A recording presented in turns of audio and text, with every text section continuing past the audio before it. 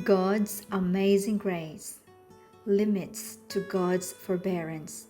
February 12th. It is time for thee, O Lord, to work, for they have made void thy law. Psalm chapter 119, verse 126.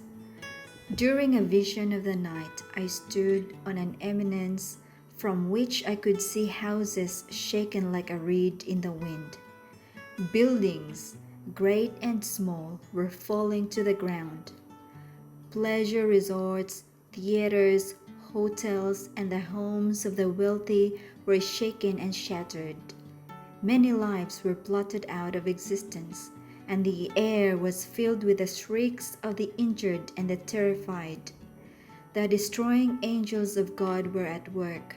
One touch, and buildings, so thoroughly constructed that men regarded them as secure against every danger, quickly became heaps of rubbish.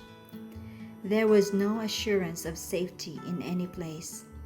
The awfulness of the scenes that passed before me I cannot find words to describe. It seemed that the forbearance of God was exhausted and that the judgment day had come. The angel that stood at my side then instructed me that but few have any conception of the wickedness existing in our world today, and especially the wickedness in the large cities.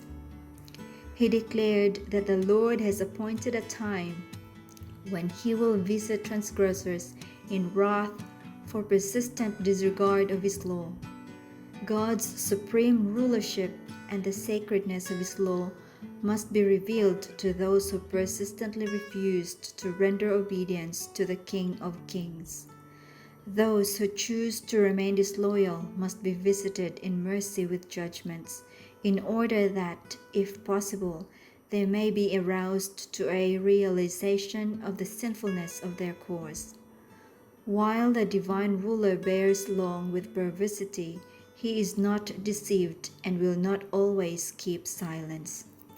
His supremacy, his authority as ruler of the universe, must finally be acknowledged and the just claims of his law vindicated. There are limits even to the forbearance of God, and many are exceeding these boundaries.